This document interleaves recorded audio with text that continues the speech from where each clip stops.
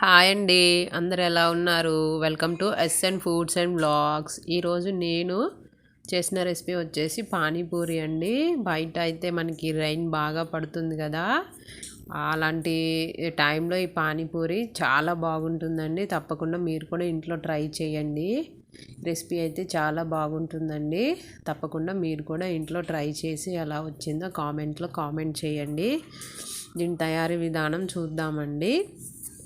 ముందుగా ఒక గిన్నెను తీసుకొని అందులో నేను ఒక కప్పు మైదాని తీసుకున్నానండి. మీరు చేసే క్వాంటిటీని బట్టి మీరు ఇవన్నీ ఎక్కువ తీసుకోవచ్చు. ఇందులోనే హాఫ్ కప్పు ఉప్మా రవ్వ, కొంచెం సాల్ట్ వేసాను, కొంచెం హాఫ్ టీ స్పూను వంట సోడా వేసానండి. ఇవన్నీ కలుపుకోవాలి.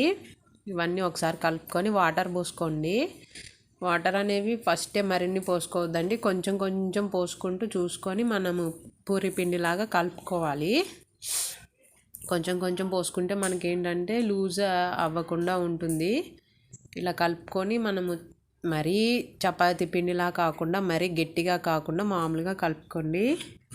దీన్ని అయితే ఒక 10 మినిట్స్ పక్కన పెట్టుకోవాలండి. ఇప్పుడు ఈ ముద్దను తీసుకొని 2 భాగాలుగా చేసుకుంటున్నాను. నేను 2 పెద్ద పెద్ద ఉండల్ని చేసుకుంటున్నాను. మీరు తీసుకునే పిండిని బట్టి మీరు చేసుకోండి. ఇలా 2 ఉండలుగా చేసుకొని నేనైతే పక్కన పెట్టుకున్నాను. ఇప్పుడు వీటిని పూరీలాగా చేసుకోవడానికి చిన్న చిన్న ఉండలు చేసుకోండి. కొంచెం చిన్నవి అయితేనే ఈ పానీపూరికి బాగుంటాయండి. నేనైతే కొంచెం పెద్ద పెద్దవే చేశాను. మీ ఇష్టం అండి, మీకు కొంచెం పెద్ద సైజు కావాలంటే పెద్ద సైజు చేసుకోండి. నేనైతే ఇక్కడ కొంచెం చిన్న సైజు చేశాను. చూస్తున్నారు కదా, ఇలా అన్ని ఉండలు చేసుకొని పక్కన పెట్టుకోండి. ఇలా చేసుకున్న ఉండల్ని ఒక్కొక్కటి తీసుకొని మనం పూరీ కర్ర మీద పెట్టుకొని చిన్న చిన్న పూరీలాగా చేసుకోవాలి. చూస్తున్నారు కదా, నేను చేసిన ఉండలకైతే కొంచెం పెద్దయే వచ్చాయండి. కొంచెం చిన్న సైజు ఉండలు తీసుకుంటే పానీపూరీలు అవి మనకి పూరీ అనేది చిన్నగా వస్తుంది.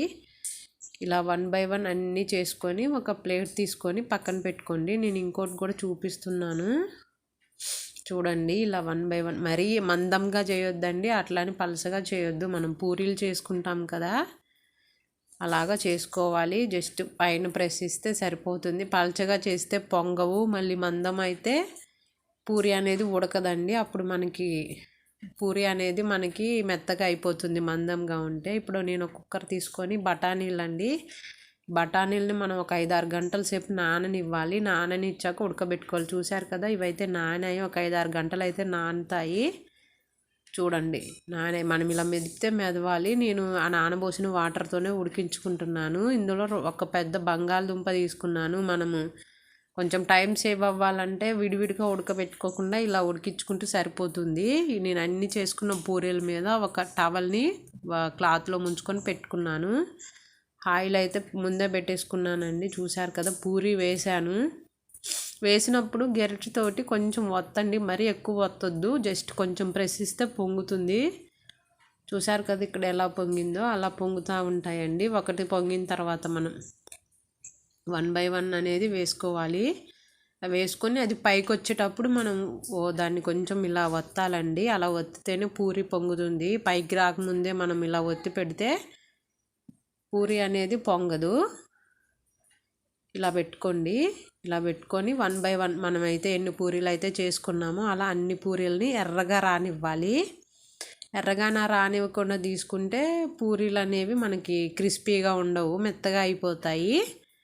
ఇలా 1 బై 1 అన్నీ చేసుకోండి. అన్నీ చేసుకొని పక్కన పెట్టుకోవాలండి. ఇక్కడ నేను ఇంకోటి కూడా చూపిస్తున్నాను.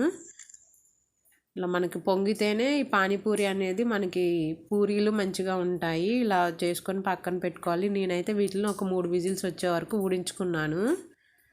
చూశారు కదా, ఇవైతే ఉడికాయి. నేను చూపిస్తున్నాను చూడండి. ఇదైతే ఉడికిపోయింది. దీన్ని మెత్తగా స్మాష్ చేసుకోండి. నేను దీన్ని పక్కన పూరీలు కూడా చేసుకొని పక్కన పెట్టుకున్నాను. మనం చారు కోసం నేను కొత్తిమీర తీసుకున్నానండి. ఇందులో కొంచెం పుదీనా ఉంటే వేసుకోండి. నేను ఒక పచ్చిమిరపకాయ తీసుకున్నాను. చిన్న అల్లం ముక్కను కట్ చేసుకొని వేసుకుంటున్నాను. మీకు ఎక్కువ కారం కావాలంటే ఎక్కువైనా వేసుకోవచ్చు. నేను చింతపండుని కొంచెం గుజ్జుని వేసుకున్నాను. చూసుకొని వేసుకోండి. దాన్ని మిక్సీ పట్టుకోవాలండి. ఇలా మిక్సీ పట్టుకున్న వాటర్ని పోసుకొని టేస్ట్కి తగ్గట్టు సాల్ట్ వేసుకొని మీకు ఎంత అయితే వాటర్ కావాలో అన్ని వాటర్ పోసుకోండి. ఇప్పుడు నేను ఇక్కడ కడాయిలో కొంచెం ఆయిల్ వేసుకొని పప్పుని ఉడికిస్తున్నానండి. అందులో చిన్న ఉల్లిపాయ ముక్క, పచ్చిమిరపకాయ నేను మెదుపుకోమని చెప్పాను కదా, మెదుపుకొని వేసుకుంటున్నాను. మీకు మెత్తగా కావాలంటే మెత్తగా మెదుపుకోండి. నాకైతే కొంచెం బఠానీలు కావాలని చెప్పేసి నేను మామూలుగానే మెదిపాను. అందులో కొంచెం వాటరు, మీకు పప్పు లూజు కావాలంటే ఎక్కువ వేసుకోండి, గట్టిగా కావాలంటే తక్కువ వేసుకోండి. ఇందులోనే కొంచెం సాల్ట్ వేసుకొని కొంచెం కారం వేసుకోండి.